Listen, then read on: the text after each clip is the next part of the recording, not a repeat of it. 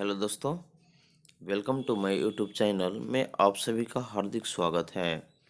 आज मैं 31 जनवरी को होने वाली सीटेट परीक्षाओं के लिए काफ़ी महत्वपूर्ण कक्षा से मैराथन प्रश्न के बारे में बताने जा रहा हूं, जो कि सीटेट के लिए 31 जनवरी काफ़ी महत्वपूर्ण साबित होगा। अगर आप मेरे चैनल पर नए हैं तो सब्सक्राइब कर लें और बेल आइकन दबा दें ताकि सभी नोटिफिकेशन आपको मिलता रहे। तो चलिए, आज का पहला प्रश्न है, व्यवहार के कारण व्यवहार में कोई भी परिवर्तन एक अधिगम है, यह किसने कहा है? ठीक है, तो इसका सही आंसर है गिलफोर्ड के द्वारा, क्योंकि गिलफोर्ड ने कहा हुआ था कि व्यवहार के कारण ही व्यवहार में किसी भी प्रकार की परिवर्तन जो है वह एक प्रकार का अधिगम है। अगला प्रश्न है, पावलोव कौन था? इसका सही उत्तर है एक रूसी वैज्ञानिक। तो पावलोव जो था वह एक रूसी वैज्ञानिक था जिन्होंने अनेक प्रकार के अधिगम को बताया। अगला प्रश्न है, अधिगम के विभिन्न से विद्वान व्याख्या क्या करते हैं? इसका सही उत्तर है अधिगम के उत्पन्न एवं व्यक्त होने की प्रक्रिया को अधिगम कहते हैं, जो कि यह एक प्रकार के विद्वानत्व की यानी कि विद्वानों की व्याख्या है कि अधिगम के उत्पन्न होने के कारण ही व्यक्त होने की प्रक्रिया उत्पन्न होती है। अगला प्रश्न है,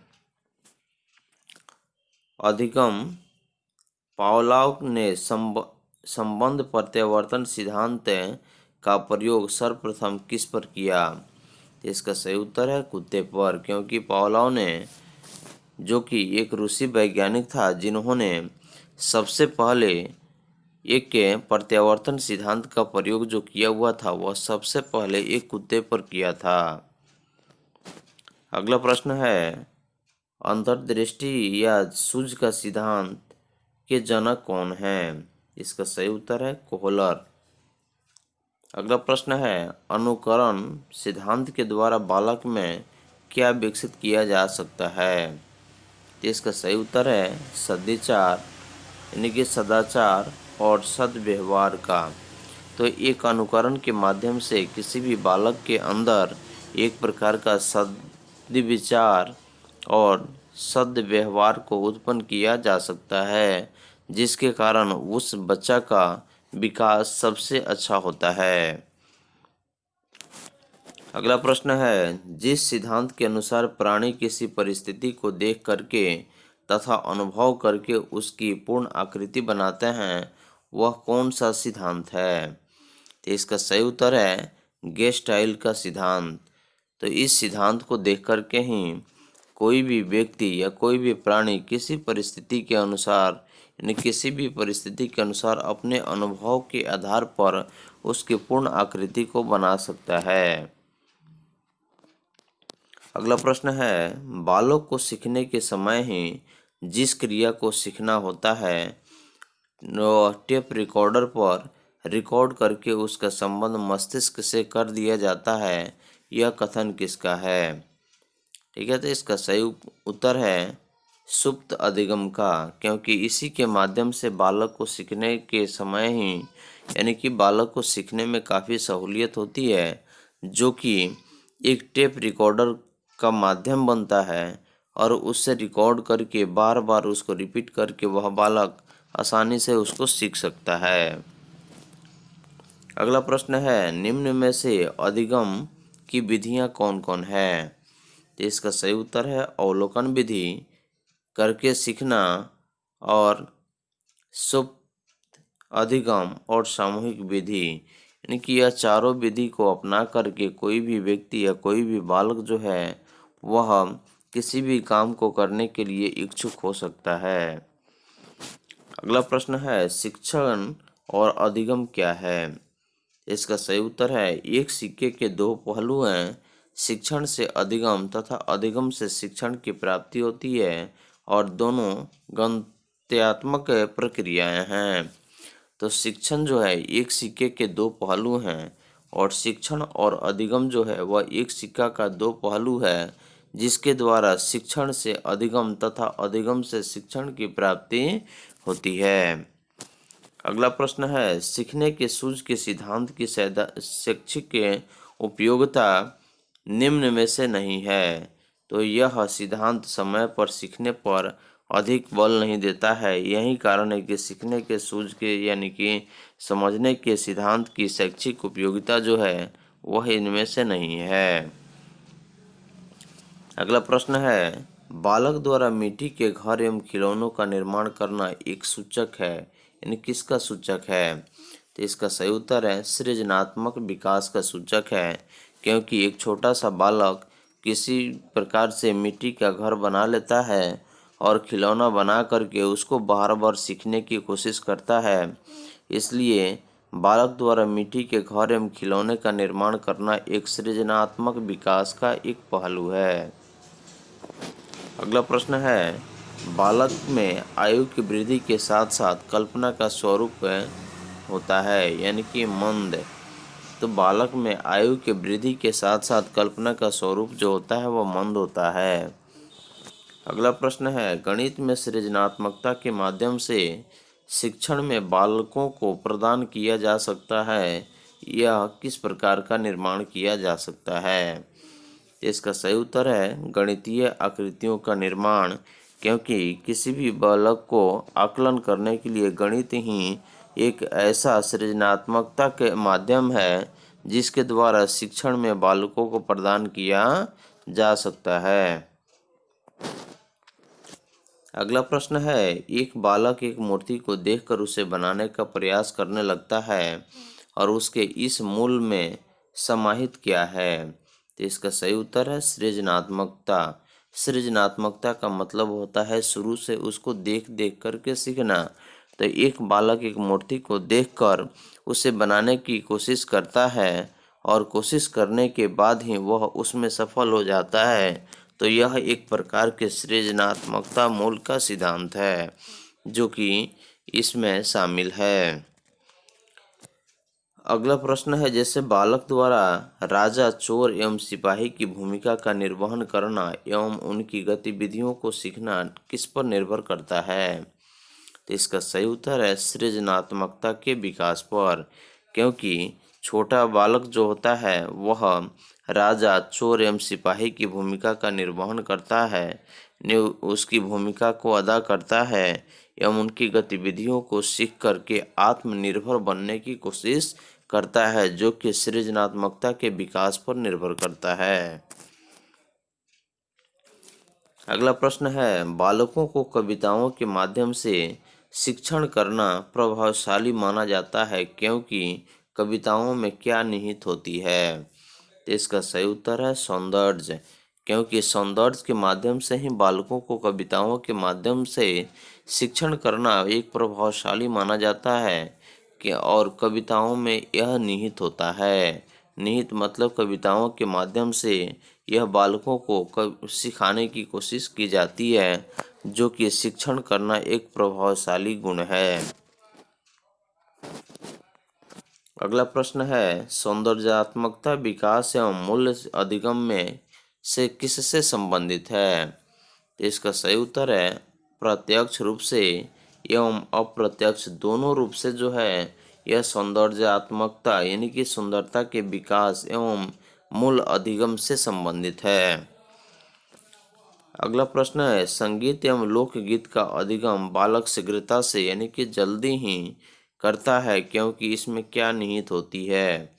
इसका सही उत्तर है सौंदर्य एवं भाव प्रक। अगला प्रश्न है, प्राकृतिक संसाधनों का अधिगम में प्रयोग करने के लिए छात्रों में किस विकास की आवश्यकता होती है? इसका सही उत्तर है सृजनात्मकता विकास की, क्योंकि सृजनात्मकता विकास जो है वह एक सीखने की एक कला है, एक सीखने की कृति है, जो कि प्राकृतिक संसाधनों का एक अधिगम में प्रयोग करने के लिए छात्रों में इनकी विकास की आवश्यकता होती है। अगला प्रश्न है, सीखने के नियमों को किसने प्रतिपादक किया? इसका सही उत्तर है थॉर्नडाइक ने। तो थॉर्नडाइक एक ऐसे वैज्ञानिक थे जिन्होंने सीखने के नियमों का प्रतिपादन किया। अगला प्रश्न है, सीखने के नियम किस पर आधारित है? इसका सही उत्तर है प्रयास और त्रुटि विधि पर, क्योंकि प्रयास का अर्थ होता है कोशिश करना और सीखने की प्रक्रिया जो है वह कोशिश करने पर यानी कि प्रयास करने पर निर्भर है। यही कारण है कि सीखने के नियम जो है वह प्रयास और त्रुटि विधि पर आधारित है। अगला प्रश्न है, प्रयास एवं त्रुटि द्वारा सीखना ही क्या कहलाता है? यानी कि इसका सही उत्तर है उद्दीपक प्रतिक्रिया का सिद्धांत जो है वह प्रयास एवं त्रुटि द्वारा सीखना ही है। अगला प्रश्न है, को एंड क्रो के अनुसार कौन से विकास साथ साथ चलते हैं? तो इसका सही उत्तर है सामाजिक विकास एवं संवेगात्मक विकास। ये दोनों एक ऐसे पहलू हैं जो कि को एंड क्रो के अनुसार इनकी विकास जो होती है वह साथ साथ चलती है। अगला प्रश्न है, हरलॉक के अनुसार बालक सर्वाधिक सामाजिक कार्यों को सीखता है। तो इसका सही उत्तर है समूह में, क्योंकि हरलॉक एक ऐसे वैज्ञानिक थे जिन्होंने बताया था कि बालक का सर्वाधिक जो विकास होता है वह सामाजिक कार्यों को देख करके होता है और सामाजिक कार्य जो होते हैं उसको समूह में किया जाता है। तो यही कारण है कि बालक जो है सर्वाधिक सामाजिक कार्यों को सीखता है समूह में। अगला प्रश्न है, जैसे सामाजिक विकास को प्रभावित करता है। इसका सही उत्तर है संवेगात्मक एवं मानसिक विकास तथा वंशानुक्रम। यही कारण है कि सामाजिक विकास को प्रभावित करता है संवेगात्मक और मानसिक विकास जो है यह समाज के विकास को प्रभावित करता है, क्योंकि कोई भी बच्चा सबसे पहले अपने समाज से ही संवेगात्मक एवं मानसिक विकास तथा वंशानुक्रम यानी कि अपने घर परिवार से ही सीखता है। यही कारण है कि सामाजिक विकास को प्रभावित करने वाले सबसे मुख्य जो कारक हैं वह संवेगात्मक व मानसिक विकास तथा वंशानुक्रम है। अगला प्रश्न है, तथ्यात्मक ज्ञान को सीखने में सर्वप्रथम क्या आवश्यकता होती है? इसका सही उत्तर है भाषाई विकास, क्योंकि तथ्यात्मकता ज्ञान को सीखने में सर्वप्रथम भाषाई विकास जो है वह काफ़ी सहायक सिद्ध होता है, क्योंकि कोई भी बच्चा अपने आसपास की बोली जाने वाली भाषा में वह किसी प्रकार से आसानी से सीख लेता है। यही कारण है कि तथ्यात्मक ज्ञान को सीखने में सर्वप्रथम आवश्यकता होती है भाषाई विकास की। अगला प्रश्न है, भाषाई क्रियाओं को बालक सर्वप्रथम कहाँ सीखता है?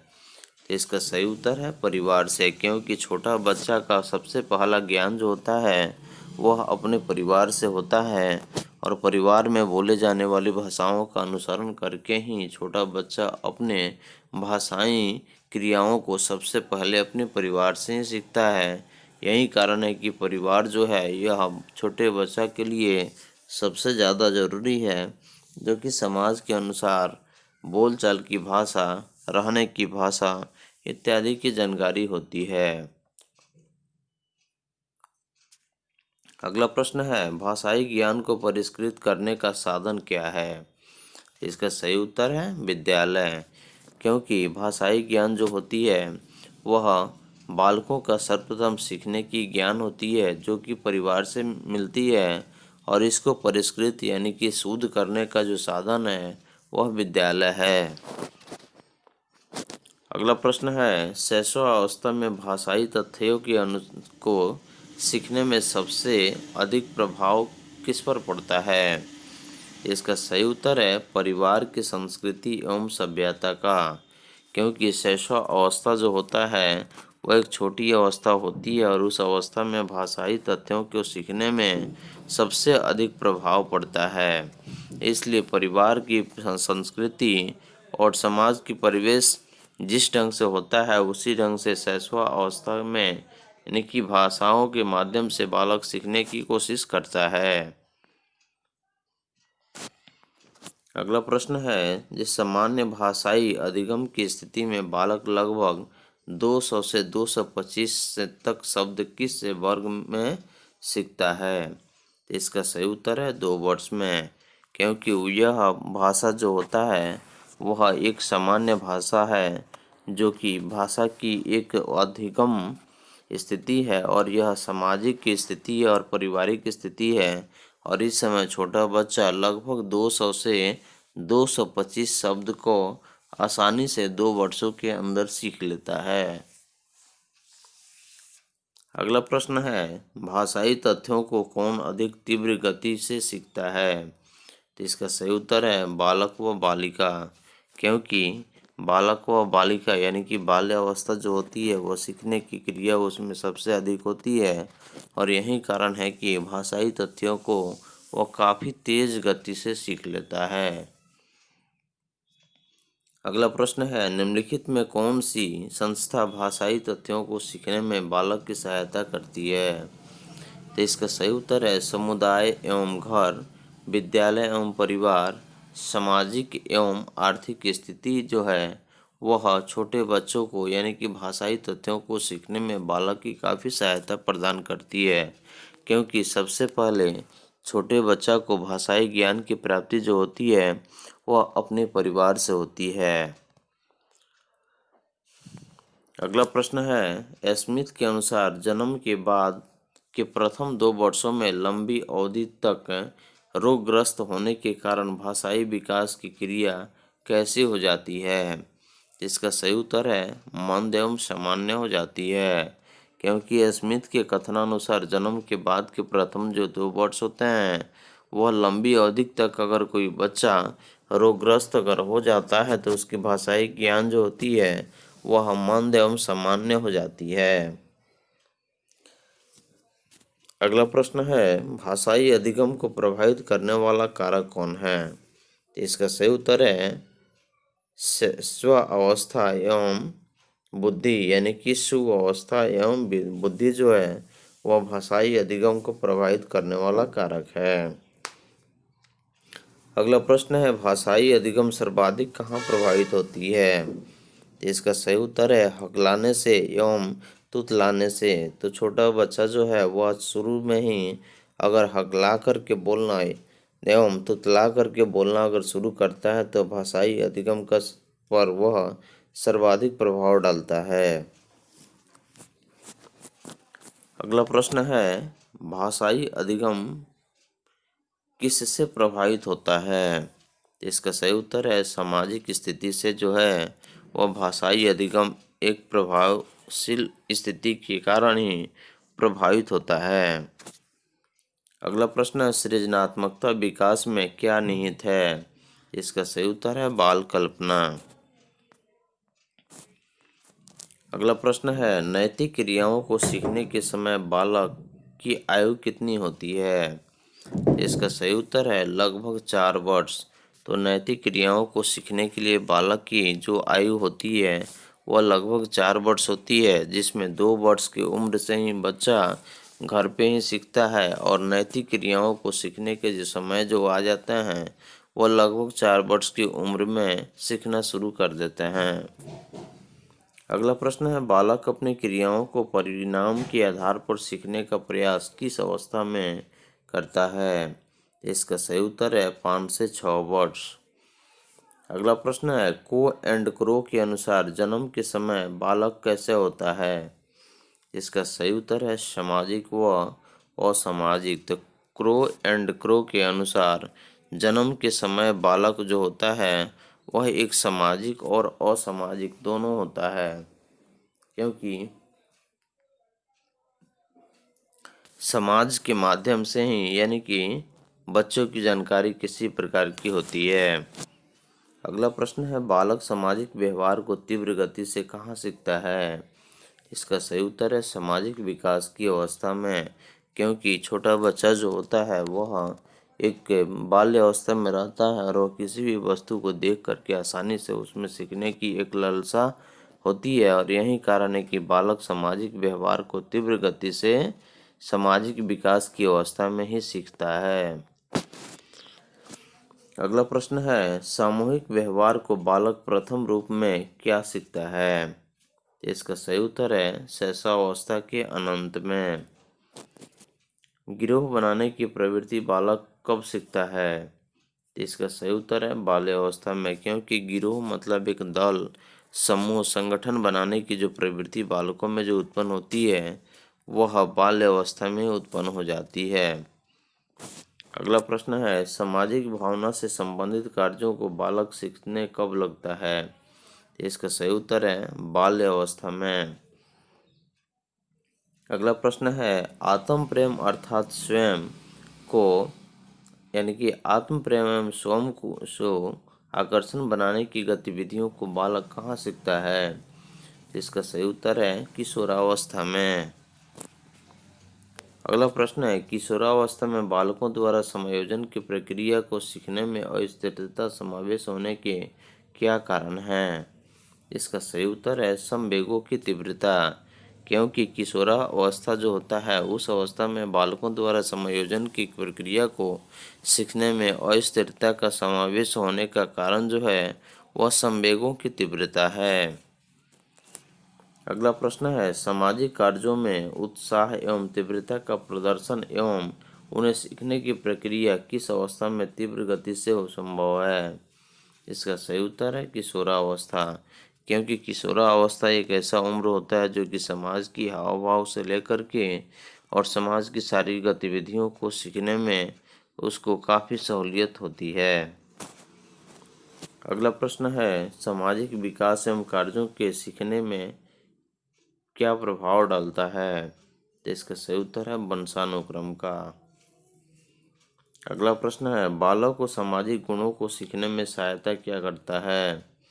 इसका सही उत्तर है खेल व पाठ्यक्रम सहगामी प्रक्रियाएं जो होती है और इसी के माध्यम से बालक को सामाजिक गुणों में को सीखने में सहायता प्रदान होता है।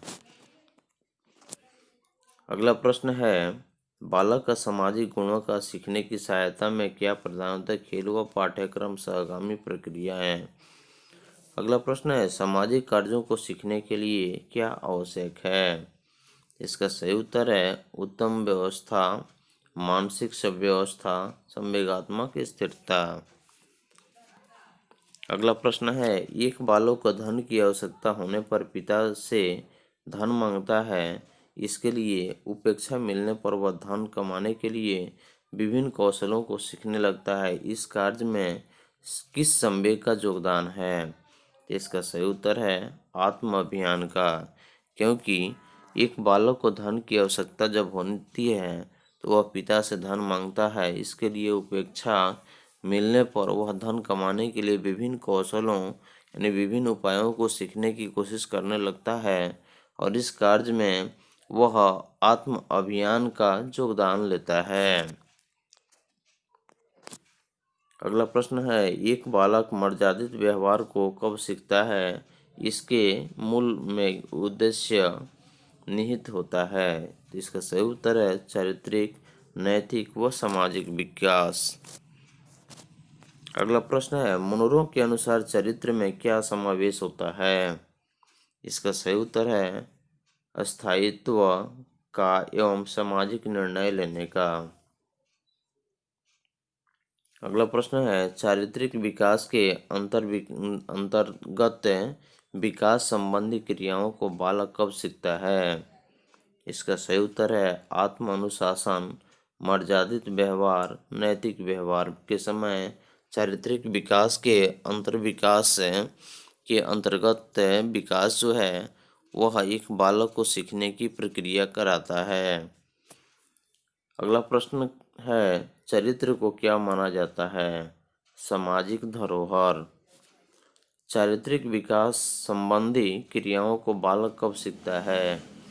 इसका सही उत्तर है पूर्वजों से और परिवार से, शिक्षक एवं विद्यालयों से जो है वह बालक एक चारित्रिक विकास संबंधी क्रियाओं को आसानी से सीख लेता है। अगला प्रश्न है एक बालक सत्य इसलिए बोलना सीखता है क्योंकि यह चरित्र का सर्वोत्तम गुण है और उसकी यह सीखने की जो प्रक्रिया होती है वह कैसी होती है? इसका सही उत्तर है सकारात्मक होती है, क्योंकि एक बालक सत्य इसलिए बोलना सीखता है क्योंकि यह चारित्रिक का सर्वोत्तम गुण जो है उसको सीखने की एक प्रक्रिया है। अगला प्रश्न है, एक बालक चोरी करना छोड़कर सत्य का आचरण सीखता है तो उसको सीखने की प्रक्रिया के मूल में क्या समाहित होता है? इसका सही उत्तर है चारित्रिक विकास की भावना। अगला प्रश्न है, अच्छे चरित्र की ओर क्या संकेत करता है? इसका सही उत्तर है नैतिकता, मानवता और कर्तव्य निष्ठा। अगला प्रश्न है, हम की भावना से संबंधित क्रियाओं को बालक किस अवस्था में सीखता है? इसका सही उत्तर है बाल्यावस्था में। अगला प्रश्न है, बालक विद्यालय में शिक्षक के गुणों को कब ग्रहण करता है? क्योंकि वह शिक्षक को स्वीकार करता है। तो इसका सही उत्तर है चरित्रवान व्यक्ति के रूप में। अगला प्रश्न है, प्रतिभाशाली बालकों का अधिगम सतत उच्च पाया जाता है क्योंकि उनका मानसिक विकास होता है उच्च। अरस्तु के अनुसार शिक्षा का प्रमुख उद्देश्य क्या माना जाता है? इसका सही उत्तर है मानसिक शक्तियों का विकास। अगला प्रश्न है, शिक्षक के मानसिक स्वास्थ्य का क्या प्रभाव पड़ता है?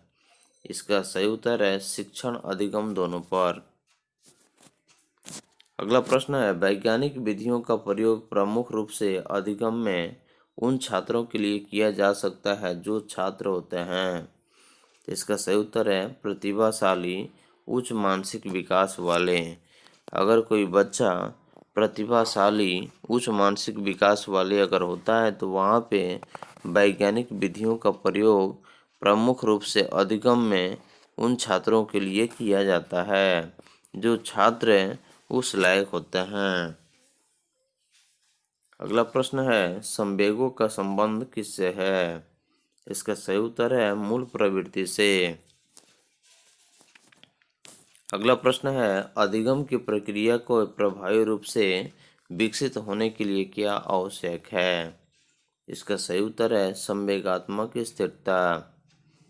भौतिक विकास एवं अधिगम के मूल समावेश क्या है?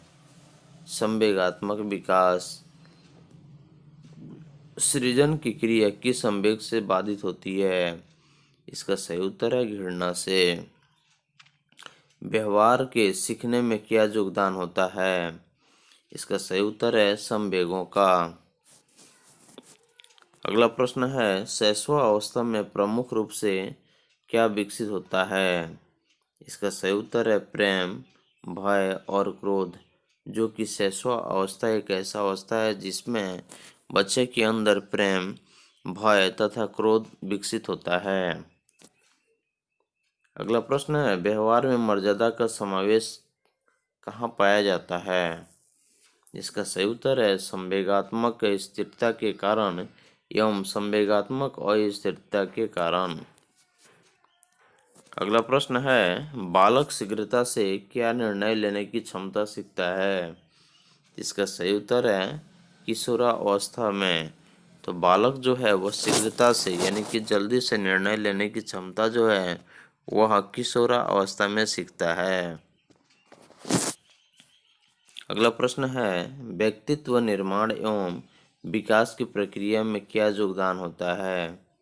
इसका सही उत्तर है संवेगों का यथास्तित्व। अगला प्रश्न है, एक किशोर भूख लगने पर खाना बनाने का प्रयास करता है तथा खाना बनाना सीख जाता है, उसका यह किस प्रकार की प्रयास माना जाएगा? इसका सही उत्तर है संवेग द्वारा सीखना। अगला प्रश्न है, शारीरिक विकास का इसलिए महत्वपूर्ण माना जाता है क्योंकि यह मानसिक विकास में योगदान देता है और यह अधिगम में योगदान देता है और यही कौशलों के सीखने में भी योगदान देता है और यही कारण है कि शारीरिक विकास को महत्वपूर्ण माना जाता है। अगला प्रश्न है, मानसिक रूप से मंद बालक का अधिगम स्तर कम होता है क्योंकि ये बालक कैसे होते हैं? इसका सही उत्तर है विषय वस्तु पर ध्यान नहीं दे पाते हैं और इनका मानसिक विकास जो होता है वह पूर्ण नहीं होता है। यही कारण है कि मानसिक रूप से मंद बालक का अधिगम स्तर कम होता है। अगला प्रश्न है अवधान का संबंध किससे होता है? इसका सही उत्तर है मानसिक विकास से।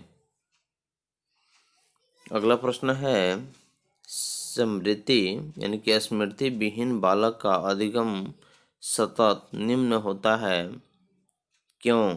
तो इसका सही उत्तर है उसका मानसिक विकास नहीं हो पाता है। यही कारण है कि स्मृति विहीन बालक का अधिगम स्तर निम्न होता है। अगला प्रश्न है एक बालक अपने शैक्षिक समस्याओं का समाधान करने में असमर्थ है, क्यों?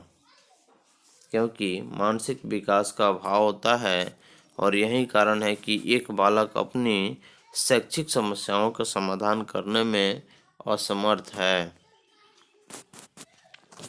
अगला प्रश्न है प्रभावी एवं उच्च अधिगम के लिए क्या आवश्यक है? इसका सही उत्तर है मानसिक विकास। अगला प्रश्न है अधिगम से संबंधित मानसिक शक्तियाँ कौन कौन हैं? स्मृति, अवधान और चिंतन, यही तीनों जो है जिसके कारण अधिगम से संबंधित मानसिक शक्तियाँ उत्पन्न होती है। अगला प्रश्न है कक्षा में अधिगम प्रक्रिया हेतु बालकों का समूह विभाजन किस आधार पर किया जाता है? इसका सही उत्तर है मानसिक विकास के आधार पर। अगला प्रश्न है अधिगम प्रक्रिया में चिंतन की प्रभावशीलता क्या प्रदर्शित करती है? इसका सही उत्तर है उच्च मानसिक विकास को। अगला प्रश्न है अधिगम प्रक्रिया में प्रमुख भूमिका किसकी होती है? इसका सही उत्तर है मानसिक शक्तियों की। अगला प्रश्न है किसी कार्य को सीखने में सफलता के लिए क्या आवश्यक है? इसका सही उत्तर है उचित शारीरिक विकास एवं उचित मानसिक विकास जो है जिसके कारण एक के बालक जो है वह छोटे से उम्र में सीखने की सफलता को प्राप्त कर लेता है। अगला प्रश्न है उच्च मानसिक विकास के लिए क्या आवश्यक है? इसका सही उत्तर है उत्तम व्यवस्था। उत्तम स्वास्थ्य यानी कि उच्च मानसिक विकास के लिए जो आवश्यक है वह उत्तम स्वास्थ्य है। अगला प्रश्न है मानसिक विकास की मंदता यानी कि मंदता क्या प्रभावित करती है?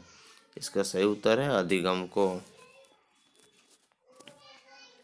अगला प्रश्न है किसी परीक्षण के माध्यम से विषय वस्तु का व्यापक प्रतिनिधित्व कहाँ होता है? इसका सही उत्तर है वस्तुनिष्ठ परीक्षण में तथा निबंधनात्मक परीक्षण में जो है या किसी परीक्षण के माध्यम से विषय वस्तु का व्यापक प्रतिनिधित्व होता है। अगला प्रश्न है शैक्षिक परीक्षणों का प्रयोग प्रमुख रूप से कहाँ किया जा सकता है? इसका सही उत्तर है निर्देशन में एवं शैक्षिक परामर्श में। अगला प्रश्न है समावेशित शिक्षा का संबंध किससे है? इसका सही उत्तर है विशेष शिक्षा से। अगला प्रश्न है समावेशी शिक्षा का प्रमुख उद्देश्य किस स्तर के बालकों को शिक्षा की मुख्य धारा से संबद्ध करना है? इसका सही उत्तर है मंदबुद्धि बालकों को, विकलांग बालकों को तथा वंचित बालकों को समावेशित शिक्षा का प्रमुख उद्देश्य बालकों को शिक्षा की मुख्य धारा से संबद्ध करना है। अगला प्रश्न समावेशी शिक्षा में प्रमुख योगदान किस योजना का है?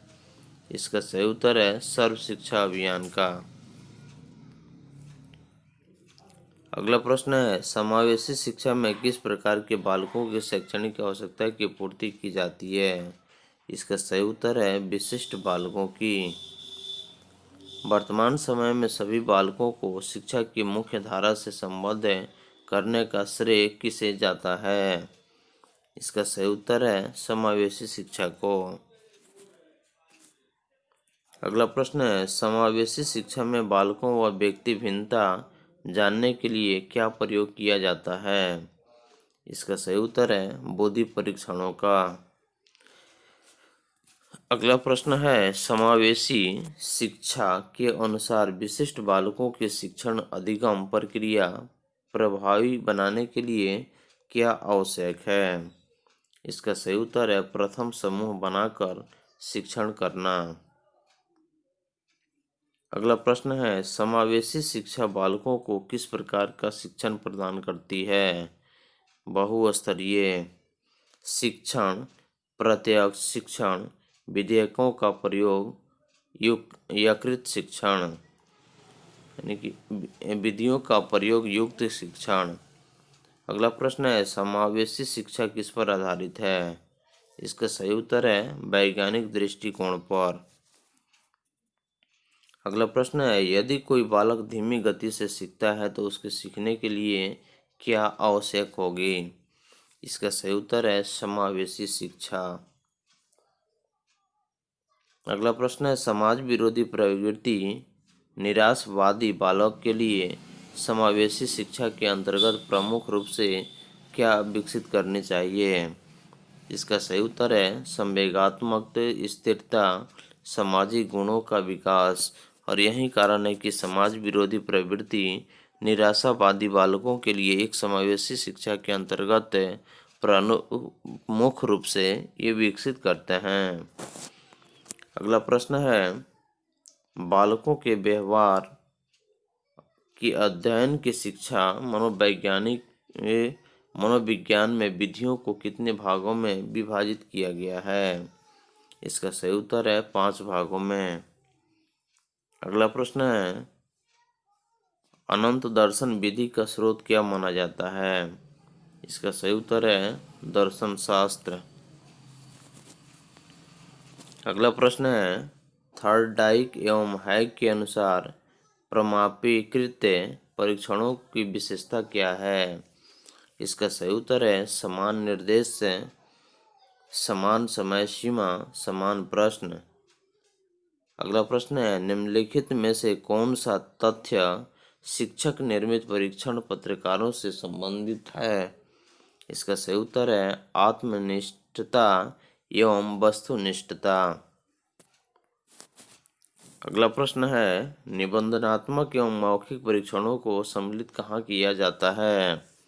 इसका सही उत्तर है आत्मनिष्ठ परीक्षणों द्वारा तथा वस्तुनिष्ठ परीक्षणों द्वारा। अगला प्रश्न है, चिंतन एवं तर्क के विकास हेतु उपयोगी परीक्षण क्या है? इसका सही उत्तर है निबंधनात्मक। अगला प्रश्न है, निम्नलिखित में से कौन सा तथ्य निबंधनात्मक परीक्षण के गुणों से संबंधित है? इसका सही उत्तर है प्रशासन में सरलता, प्रगति का मूल्यांकन, विचार अभिव्यक्ति में स्वतंत्रता। और यही सब कारण है कि तथ्य निबंधनात्मक परीक्षण के गुणों से संबंधित है। अगला प्रश्न है, मूल्यांकन करने वाला किस परीक्षण में अपनी विचारधारा से प्रभावित हो जाता है? इसका सही उत्तर है निबंधनात्मक परीक्षण में। अगला प्रश्न है, व्यक्तिनिष्ठता का दोष किस परीक्षण में पाया जाता है? इसका सही उत्तर है निबंधनात्मक परीक्षण में। निम्नलिखित तथ्यों में कौन सा तथ्य निबंधनात्मक परीक्षण के दोषों से संबंधित है? इसका सही उत्तर है सीमित प्रतिनिधित्व, प्रामाणिकता का अभाव और विश्वसनीयता का अभाव। अगला प्रश्न है, वस्तुनिष्ठ परीक्षणों के निर्माण में किन विद्वानों का श्रेय माना जाता है? इसका सही उत्तर है होरास मैन तथा J.A. राइस का। अगला प्रश्न है, वस्तुनिष्ठ प्रश्नों के मूल्यांकन में क्या निहित है? इसका सही उत्तर है वस्तुनिष्ठता। अगला प्रश्न है, निम्नलिखित में से कौन से प्रश्न वस्तुनिष्ठ प्रश्नों से संबंधित हैं? इसका सही उत्तर है बहुविकल्पीय प्रश्न, सतत सत्य असत्य प्रश्न तथा रिक्त स्थान की पूर्ति। अगला प्रश्न है, सरल प्रत्यास्मरण पद संबंधी प्रश्न निम्नलिखित यानी में कहाँ सम्मिलित किए जाते हैं? इसका सही उत्तर है वस्तुनिष्ठ परीक्षण में। अगला प्रश्न है, वस्तुनिष्ठ परीक्षणों के गुणों के रूप में क्या स्वीकार किया जाता है? इसका सही उत्तर है वैधता को, विश्वसनीयता को, वस्तुनिष्ठता को। अगला प्रश्न है, एक वैध परीक्षण अगुणों का मापन करता है जिसके लिए उसका निर्माण किया है, यह कथन किसका है? इसका सही उत्तर है कार्ले सनिक का।